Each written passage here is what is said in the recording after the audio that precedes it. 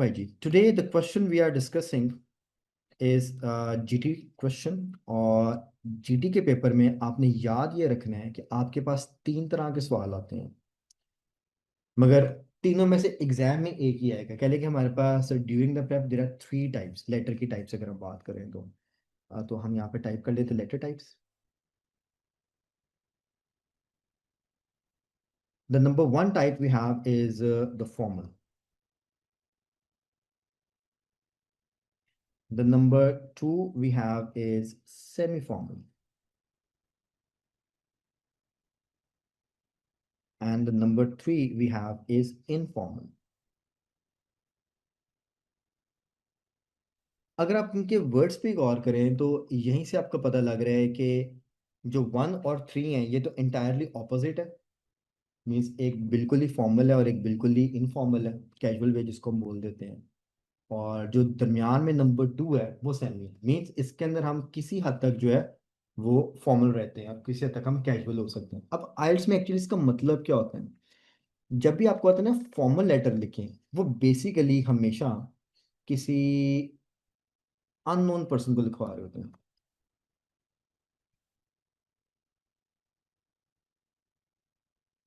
Unknown person का मतलब है कि आप जिसको लेटर लिखेंगे you have never been in interaction with that person. आप उसको बिल्कुल नहीं जानते, इवन आपको उसका नाम तक नहीं पता. तो आइल्स में फॉर्मल का मतलब ये होता है. और अगर हम बात करें इनफॉर्मल की, तो ये एक्चुअली आप लिखते हैं नोन पर्सन को.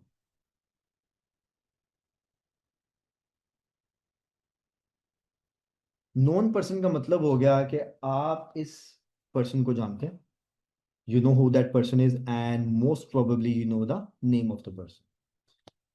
और जब भी आपका इनफॉर्मल आता है, इसकी कैटेगरी इंटायरली डिफरेंट है, तो ये ज़रा और इजी हो जाता है. ये हमेशा फ्रेंड्स और फैमिली के लिए होते हैं. हाँ जी.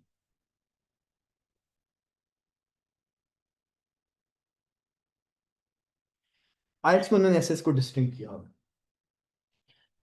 तो आपको जब भी आता है ना लेटर, राइट अ लेटर, चाहे टू द मैनेजर आ जाए, write a letter to an officer आ जाए, कुछ भी आ जाए, तो आपने याद ये रखना, इसकी ट्रिक ये होती है कि यहाँ पर वो कहेंगे write a letter to the manager और समथिंग लाइक दिस. और उसको वो हमेशा स्टार्ट ऐसे करेंगे, dear sir slash madam, sorry, वो टाइप ऐसे करेंगे, डियर सर स्लैश मैडम. ये आपके लिए एग्जाम के लिए एक टिप है. जैसे जितना यहाँ पे लिखा हुआ है ना, जितना से मुराद मेरी ये है कि ये जो पोर्शन है जिसको मैं हाईलाइट कर रहा हूँ, दिस पोर्शन, ये क्वेश्चन है आपका, ये प्रॉम्प्ट है, ये एग्जाम में आना ही आना है. जिसके अंदर ऊपर टाइम के इंस्ट्रक्शंस हैं, फिर आपका क्वेश्चन है, उसके 3 स्पेसिफिक बुलेट्स हैं, फिर आपको वर्ड्स की इंस्ट्रक्शन है, आपको ये भी इंस्ट्रक्शन है कि एड्रेस लिखने की ज़रूरत नहीं है, और फाइनली वो आपको बोल रहे हैं कि आपने अपना लेटर ऐसे स्टार्ट करना है. तो यहाँ पर उन्होंने डियर के बाद आगे डॉट डॉट कर दिया. आप देखेंगे यहाँ पे कुछ भी नहीं लिखा हुआ और मैंने लिख दिया डियर सर मैडम. तो जब भी आपका आता है ना डियर सर स्लैश मैडम, ये कह लें कि एक ट्रिक है टू आइडेंटिफाई कि ये कौन सा लेटर है. That is always going to be a formal letter. और यहाँ पर योर एम्प्लॉयर की जगह लिखा है write a letter to the manager, write a letter to the officer, या लॉस्ट एंड फाउंड कंपनी या इंश्योरेंस कंपनी, कुछ भी आ सकता है. हाँ जी, अब उसी तरफ लेके आ रहा हूँ. तो अब जो आपकी दूसरी टाइप है सेमी फॉर्मल, सेमी फॉर्मल के अंदर वो एक्चुअली एक ये वाला वर्ड यूज कर लेते हैं योर का. कभी कभी कुछ लेटर्स में नहीं भी करते मगर मोस्टली वर्ड लिखा होता है, write a letter to your employ, write a letter to your colleague, write a letter to your boss, write a letter to your manager, something like this. फिर भी अगर इसमें कंफ्यूजन होती है तो आपने याद ये रखना है कि जिस प्रॉम्प्ट के अंदर आपको कह रहे हैं कि जी एम्प्लॉयर को लेटर लिखे समथिंग लाइक दिस, मगर वो स्टार्ट ऐसे होता है डियर और आगे उन्होंने डॉट डॉट डॉट छोड़ दिया है, तो that is a clear indication. ठीक है, मैं लाइन जरा दोबारा बना देता हूँ ताकि जरा अच्छे से निशान लग जाए. सो इसकी मैं लाइन भी चेंज, कलर चेंज कर लेते हैं, लेट्स टेक इट पिंक। सो इसका जो प्रॉम्प्ट है हमेशा ऐसे ही आता है। अब आप देखिए कितना क्लियर डिफरेंस आपको नजर आ रहा है कि अगर आपको कंफ्यूजन हो रही है कि ये फॉर्मल है या सेमी फॉर्मल है, क्योंकि फॉर्मल और सेमी फॉर्मल के अंदर ही कंफ्यूजन आती है, बाकी कैंडिडेट्स को कंफ्यूजन नहीं आती। जी माय डियर फ्रेंड्स, यहाँ तक ओके? तो फॉर्मल आएगा तो लिखा आएगा डियर सर मैडम, लिखना आपने मैनेजर को ही है, और सेमी फॉर्मल आएगा तो नॉन पर्सन डियर और आगे कुछ नहीं। अब इन दोनों लेटर्स की खास बात है कि सिर्फ इसका स्टार्टिंग में छोटा सा चेंज करना होता है एंडिंग पे।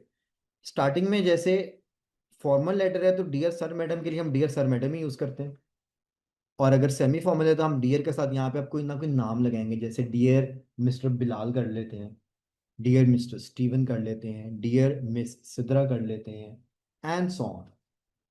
गुड। इस तरह से हमने इसको लिखना होता है। अब क्योंकि ये फॉर्मल है तो आपने नाम के साथ टाइटल लगाना होता है। देखिए जैसे बेबी मैंने मिस्टर बिलाल और मिस सिद्रा का वर्ड यूज किया, तो ये जो मिस्टर का टाइटल है या ये जो मिस का टाइटल है, ये एक्चुअली किसी को हम फॉर्मल, जैसे हम कहते हैं ना जनाब मैडम बात सुने, इस तरह करके हम किसी को जब बुला रहे होते हैं, तो ये सेमी फॉर्मल की रिक्वायरमेंट है। यहां तक ओके? ठीक हो गया।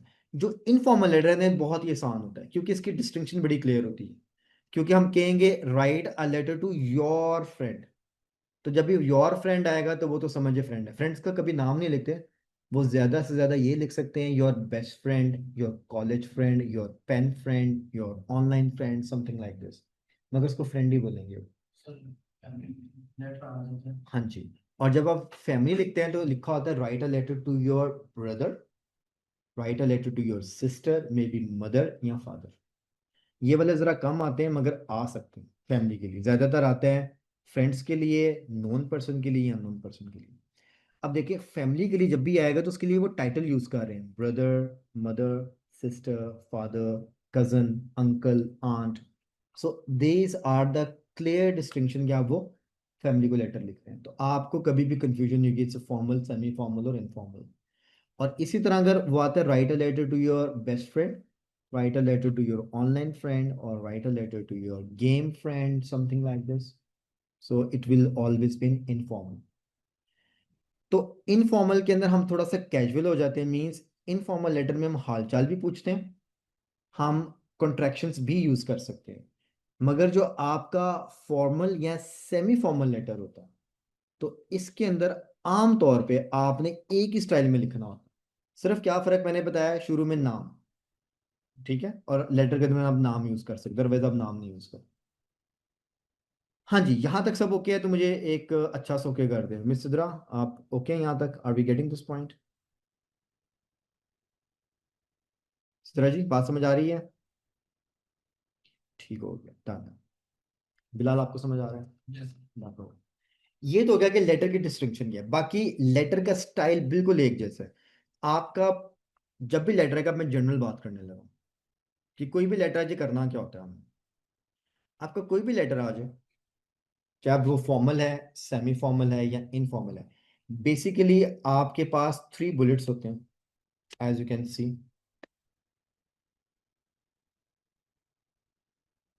इस लेटर के अंदर अगर आप देखें यहाँ पे उन्होंने सिचुएशन दी है, you are having a trouble with a work colleague, write to your employer.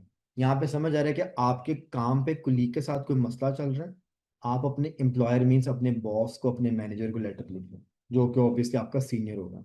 अब उन्होंने आपको तीन काम कहे हैं, यहाँ पे बुलेट्स मिसिंग है क्वेश्चन में, यहाँ पे बुलेट्स लगे होते हैं। उन्होंने कहा होगा जी क्लियरली एक्सप्लेन, डिस्क्राइब, सजेस्ट और व्हाट। ठीक है, ये सजेस्ट छोड़ देता हूँ, व्हाट एक्चुअली मीन है इसके अंदर।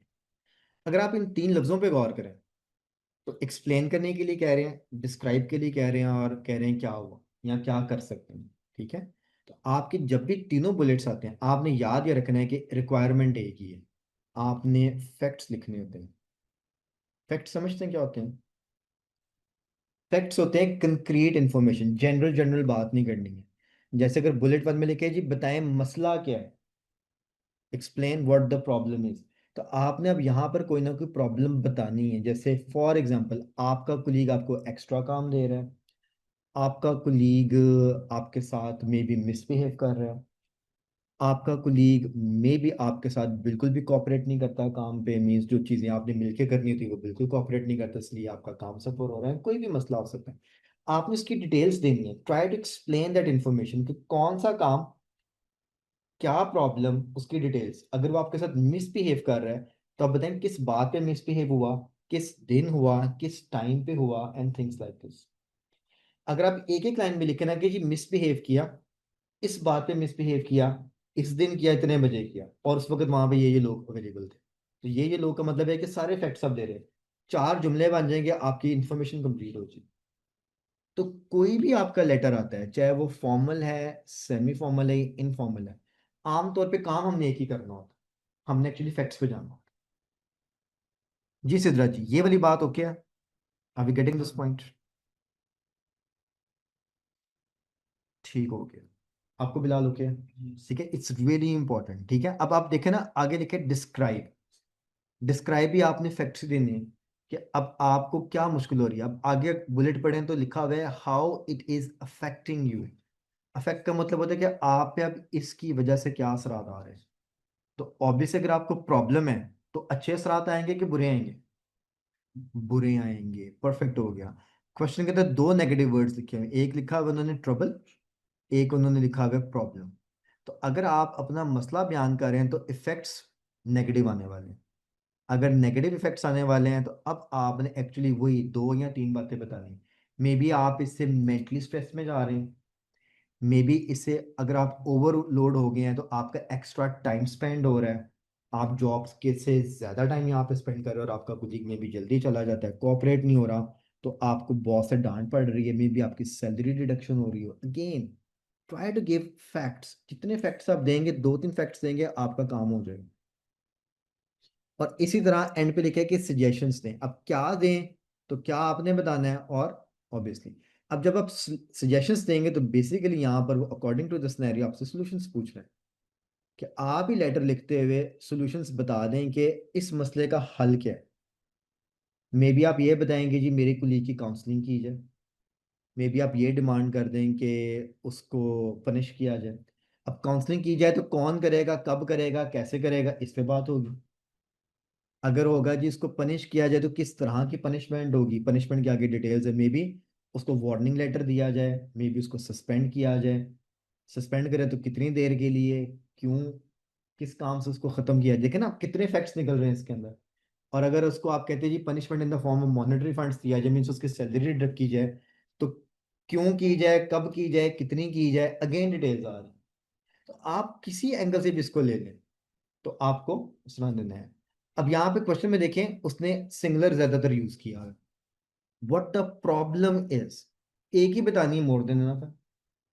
How it is affecting you, آپ پہ کیسے اثر ہو رہا ہے, ایک ہی آپ بتا دیں مور دین انف ہے. اور سجیشن بھی اس نے ایک ہی مانگی, ایک ہی سجیشن دے. اب یہ آپ پہ ڈیپینڈ کرتا ہے کہ آپ اگر 2 پرابلمس بتانا چاہتے ہیں, بے شک بتا دیں کہ 2 پرابلمس ہیں, دونوں طرح سے آپ کو افیکٹ کر رہی ہیں, یا آپ یہ بھی بتا سکتے ہیں کہ پھر دونوں کے لیے حل کیا ہیں. اب وہ آپ پہ ڈیپینڈ کرتا ہے. ہم نے دیکھنا ہے کہ کیا ہم ایک ایک پرابلم بتا کے 150 کو ٹچ کر رہے ہیں, فائن. اگر ہمیں لگتا ہے ہم نے زیادہ زیادہ بتانی ہے تو بے شک 2 بتا کے 150 ورڈس کو کمپلیٹ کر لیں. بس 150 سے نیچے نہیں آنا, اوپر اوپر رہنا. ہاں جی. اب مجھے صرف یہ بتائیں, کیا یہ سمجھ آ گیا کہ 3 ٹائپس کے لیٹرز اس میں فرق, اور ایکچولی جنرلی ہر لیٹر میں کرنا کیا ہوتا ہے, یہ 2 باتیں کی ہیں ابھی ہم نے. جی میں سدرا, یہاں تک سب کلیئر ہے؟ All right, thank you ma'am. ٹھیک ہے جی, آگے چلتے ہیں. اب آگے کتنے پیراگراف سٹارٹ کیسے اینڈ کیسے, وہ میں یہیں سے آپ کو بتاؤں گا. پہلی چیز, اس کو ذرا ریڈ کر لیتے ہیں. جو آپ کا سٹارٹ ہوتا ہے اس کو ہم بولتے ہیں گریٹنگ. جیسے بھی میں نے آپ کو بتایا ہے کہ کیونکہ ہم یہ سیمی فارمل لیٹر لکھ رہے ہیں تو جس کا مرضی نام لکھیں, اس کو ذرا عزت سے بلانا ہے تو مسٹر یا مس کا ورڈ یوز کریں گے. یہ آپ کا بلٹ نمبر 1 ہے, اس کے لیے میں ادھر B-1 کر دیتا ہوں. یہ آپ کا بلٹ نمبر 2 ہے, بی ذرا خراب ہو گیا, ایسے کر لیتے ہیں. اور یہ آپ کا بلٹ نمبر 3. گڈ.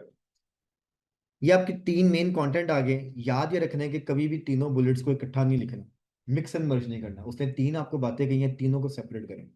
जो आपका फर्स्ट पैराग्राफ है इसको हम बोलते हैं इंट्रो। जो हमारी राइटिंग टास्क 2 की टेक्निक है, ऑलमोस्ट सेम टेक्निक वही है। जो उसने आपको सिनेरियो दिए है ना शुरू में कि you are having a trouble, और उसके बाद उसे 3 बुलेट्स दिए हैं, अगर आप उन्हीं बातों को पैराफ्रेज करके दोबारा लिख देते हैं तो आपका आंसर बन जाता है। ठीक है। ऑन गोइंग इशू, और उसके बाद मेरा नेगेटिव इम्पैक्ट आ रहा है और मैं प्रपोज करूंगा आपको कि क्या करना चाहिए। तो आप देखिए जो अभी हमने बुलेट्स पढ़े थे उन्हीं बुलेट्स को पैराफ्रेज करके लिखा हुआ है। तो आपका इंट्रो जो है वो एक्चुअली आपका सिनेरियो, और उसके आगे जो बुलेट्स अगर आप उसको पैराफ्रेज करके लिखते हैं तो ओके हो जाता है। मेनली लेटर राइटिंग में हम इंट्रो को बोलते हैं पर्पस। पर्पस का मतलब होता है कि मकसद क्या है लिखने का। हाँ जी, रीजन वही है कि हम क्यों लेटर लिखें, पर्पस। आपको याद होगा आपने अपने स्कूल टाइम में या कॉलेज टाइम पे एप्लीकेशन जब सिखाते थे तो आम तौर पे होता है एक सिक लीव एप्लीकेशन होती है, एक अर्जेंट पीस ऑफ वर्क की एप्लीकेशन होती है, एक शॉर्ट लीव की एप्लीकेशन होती है एंड सो ऑन। तो टीचर्स ने आपको जरूर बताया होगा कि सब्जेक्ट में वो लिखना होता है। तो उसका फॉर्मेट जरा डिफरेंट होता है। वहां पर जब हम सब्जेक्ट लिखते थे एक लाइन में हम लिखते थे कि जी हम किस लिए एप्लीकेशन लिख रहे हैं। तो रीडर को अभी पूरी एप्लीकेशन पढ़ने से पहले ही पता होता है कि किस तरह की एप्लीकेशन आ रही है या किस तरह का लेटर आ रहा है। ठीक है। इसी तरह जब आपका पहला पैराग्राफ होता है आइट्स में, क्योंकि आप सब्जेक्ट लाइन लेटर से नहीं लिखते हैं, आप हेडर से नहीं देते हैं, तो आपका जो पहला पैराग्राफ है ये उस पर्पस को फुलफिल कर रहा है। आप लेटर क्यों लिख रहे हैं, तो आप अपने मैनेजर को बता रहे हैं एक तो सर मुझे इशू है, और साथ में बताऊंगा कि मुझे इससे क्या इम्पैक्ट आ रहा है, और साथ ही मैं आपको बताऊंगा कि इस मसले का हल क्या है मेरे मुताबिक। बाकी तो ऑब्वियसली मैनेजर नहीं डिसाइड कर। ठीक है। तो इंट्रो को हमेशा पर्पस से याद रखना है कि हम क्यों लिख रहे हैं लेटर। जब भी आप इस क्यों का जवाब निकालेंगे तो टेक्निक समझ आएगी। ओके, मैंने इंट्रो को पैराफ्रेज करना है और बुलेट्स को इकट्ठा वन शॉट में ले आना। बाकी आपके तीनों बुलेट्स हैं, जैसे मैंने बताया इसके अंदर आप फैक्ट्स डाल दें। ये जो आपका आखिरी लाइन है इसको हम बोलते हैं क्लोजिंग स्टेटमेंट। मैं सी एस का वर्ड लिखा हूं, क्लोजिंग स्टेटमेंट। अब आपके डिफरेंट तरह के लेटर्स आते हैं। सिचुएशंस मैं बताने लगा, टाइप्स नहीं, सिचुएशंस। आपको थैंक यू लेटर आता है लिखने के लिए, आपको अप्रिसिएशन लेटर आता है लिखने के लिए। ये काफी मिलते जुलते हैं थैंक यू और ये, मगर ऑलमोस्ट थोड़ा सा डिफरेंस है। अप्रिशिएट मीन्स आप किसी की तारीफ कर रहे हैं, किसी को सहरा रहे हैं। थैंक यू मीन्स शायद आपने सिर्फ किसी से थैंक यू करने में भी आप लोग को फायदा हो। आप इसमें सॉरी का लेटर लिखते हैं, कई बार आपसे कुछ गलती हो जाती है, आप किसी से माफी मांग रहे होते हैं, फ्रेंड से, फैमिली से, कुलीग से, कहीं से भी हो सकता है। कई बार इसके अंदर कंप्लेन लेटर आ जाता है कि आपको कंप्लेन है जैसे ये वाला हम कर रहे हैं, एंड सो ऑन। अब आपके पास जितने लेटर्स आते हैं आपने उस लेटर का क्रक्स देखना होता है कि एक्चुअली उस लेटर का पर्पस क्या है। जो क्लोजिंग स्टेटमेंट है ना वो एक्चुअली पर्पस से निकलती है। अब एक्चुअली लेटर लिखने का मकसद है कि हम अपने मैनेजर से डिमांड कर रहे हैं कि काइंडली कुछ करें। ठीक है। कुछ स्टेप लें इसके ऊपर। हमने लाइन भी इसी तरह बनाई है, I look forward to your response and hope for a prompt resolution of this matter. तो आपकी जो क्लोजिंग स्टेटमेंट है वो फिक्स्ड नहीं हम कर सकते। ये आपकी हमेशा पर्पस के मुताबिक ही लिखी जाएगी कि हमारा लिखने का मकसद क्या था। तो जो भी आप करवाना चाह रहे हैं, अगर आप यहाँ पे आप थैंक यू लिख रहे हैं, आप ये लिखेंगे कि ओके आई रियली अप्रिशिएट या I really thank you for all the may be help you have given me, may be you have lend me the money and so on, उस तरह की लाइन आ जाएगी। अगर आप यहाँ पे किसी को इनवाइट कर रहे हैं, आप ये कहेंगे ओके जी I look forward for your response and hope to see you soon. ठीक है। हो सकता है आप कहीं पर विजिट करने वाले और आप उनको एडवांस में एक लेटर लिख रहे हैं, आप ये कहेंगे okay I am looking forward to meet you soon. Making sense. तो क्या होता है कि जो हमारा पर्पस होता है हमारी क्लोजिंग स्टेटमेंट उसके मुताबिक एडजस्ट होती है, फिक्स नहीं कर सकते। हाँ जी मिस सिद्रा, यहाँ तक मुझे बताएं सारी बात ओके है। कोई क्वेश्चन है यहाँ तक तो वो बताएं। ठीक है। अच्छा एक चीज और ऐड करने लगा हूं इसके अंदर। जब भी आपने सेमी फॉर्मल लेटर लिखना है, या आप बेशक अपने लिए नोट्स में लिखने गए, सेमी फॉर्मल जब लेटर लिखना है तो आपने हमेशा उसको योर्स सिंसेरली पे क्लोज करना है, ये फिक्स्ड है। और मैं एडवाइस करूंगा सिंसेरली के अलावा कोई और वर्ड ना यूज करें। तो आप अपने लिए नोट्स में लिख लें कि जब भी आप सेमी फॉर्मल लेटर लिखेंगे تو جیسے سٹارٹنگ میں ہم نے ڈیئر کے بعد مسٹر لگا کے نام لکھنا ہے, اینڈنگ میں ہم نے یورس سنسیئرلی ہمیشہ, یہ فکسڈ ہے. اور یہاں پہ صرف ایڈ کر دیتا ہوں, اور جب بھی آپ فارمل لیٹر لکھتے ہیں, میں just right in the top لکھنے لگا, تو جب آپ فارمل لیٹر لکھتے ہیں تو اس کے اینڈ پہ آپ ہمیشہ لکھتے ہیں یورس فیتھفلی.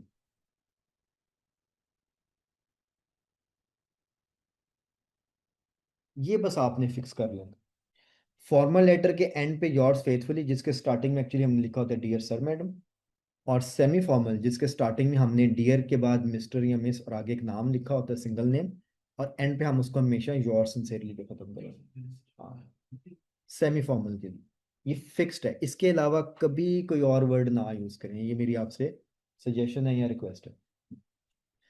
اس کے نیچے آپ نے نام لکھنا ہوتا ہے, کیونکہ جب آپ فارمل یا سیمی فارمل لکھتے ہیں اس میں آپ اپنا نام ہمیشہ فل لکھتے ہیں, تو نیچے اینڈ پہ اپنا نام فل لکھنا ہے, سٹارٹنگ میں جو ریڈر ہے اس کا صرف سنگل نیم لکھنا. تو پلیز ریمبر دس, اس کے اندر غلطی نہیں کرنی. کہنے کی یہ فارمیٹ ہے, جیسے آپ نے سیکھا تھا ڈیٹ ایڈریس کہاں لکھنا ہے کیسے لکھنا ہے, اس کا فارمیٹ ہے. اس کے اندر کوئی لیفٹ رائٹ تو نہیں ہوتا, مگر آپ یہ چیزوں کا خاص دھیان رکھیں. ہاں جی, یہاں تک بات اوکے ہے مس صدرا, اینی کوشچن؟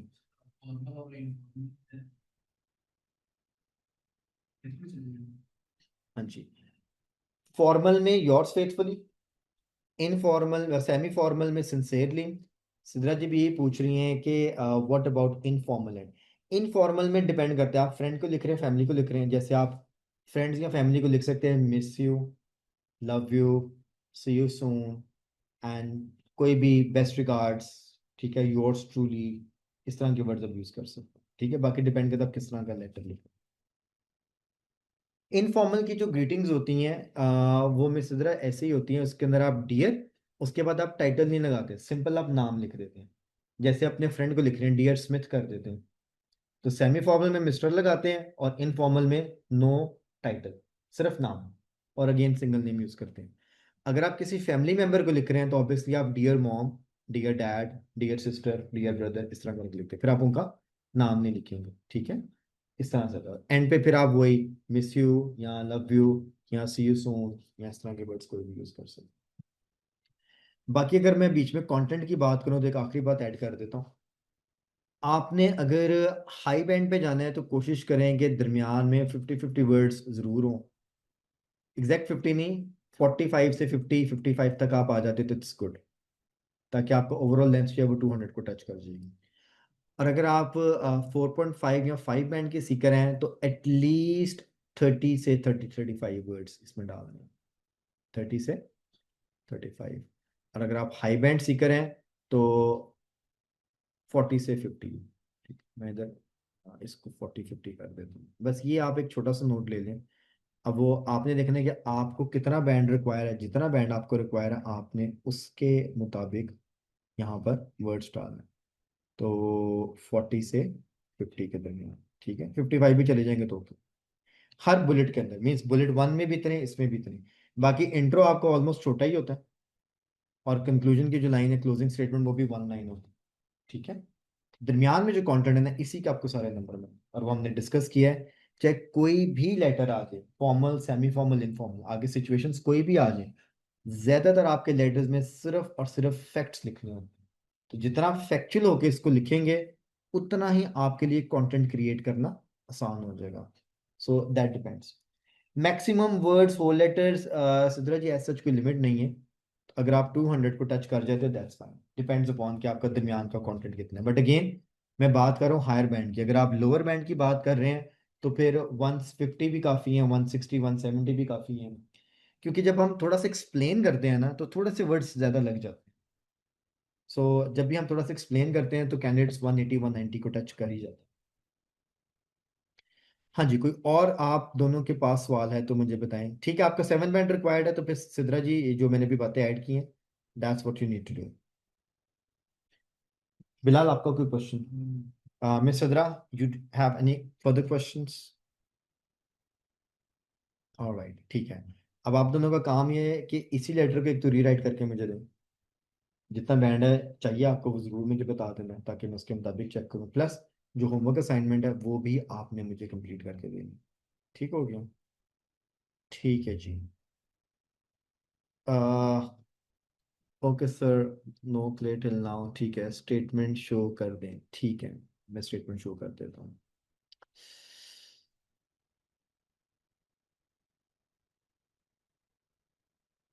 جی مس رائے کوئی اور کوشچن ہے آپ کے ذہن میں تو وہ پوچھ لیں. اگر سب کلیئر ہے تو دین ویل وائنڈ دس اپ.